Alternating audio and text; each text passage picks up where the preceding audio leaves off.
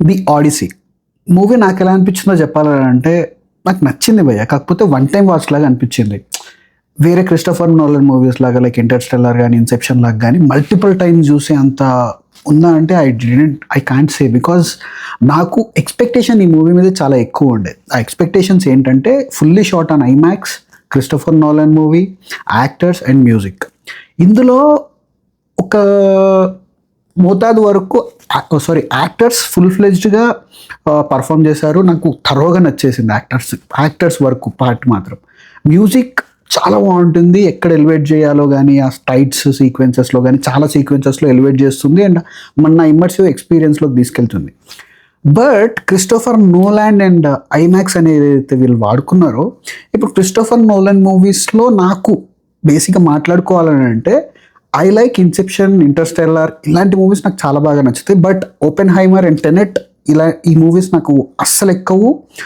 At least open హైమర్ కొంతవరకన్నా ఎక్కుతుంది, కొన్ని shorts కానీ కొన్ని సీక్వెన్సెస్ కానీ. బట్ టెనెట్ మాత్రం అస్సలు ఎక్కదు.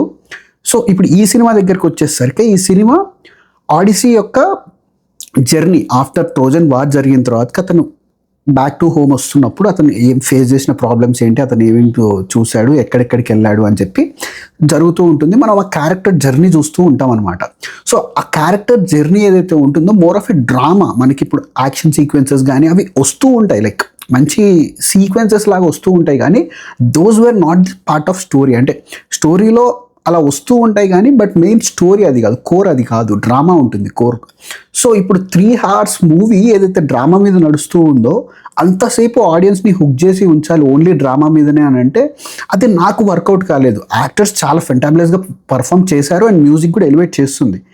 బట్ ఆ డ్రామా ఏదైతే ఉందో అంత సస్టైనింగ్గా అని నాకు అనిపించలేదు.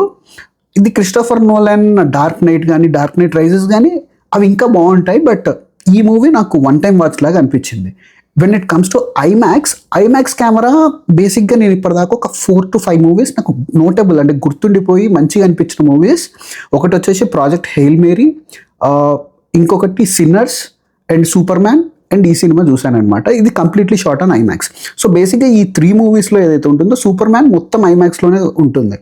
But when it comes to Sinners and Project Hail Mary మనకి ఏదైతే సీక్వెన్సెస్ అవసరమో అవి మాత్రమే ఐమాక్స్ బిగ్ స్క్రీన్ ఆస్పెక్ట్ రేషియోలోకి వెళ్ళిపోతాయి. ఇప్పుడు సిన్నర్స్ దగ్గరికి వచ్చేస్తే మన జాంబీ సీక్వెన్సెస్ ఏదైతే ఉంటాయో అవి full aspect ratio IMX aspect రేషియోలో ఉంటాయి. బట్ మిగతా సినిమా అంతా మనకి నార్మల్ మూవీలానే జరుగుతూ ఉంటుంది.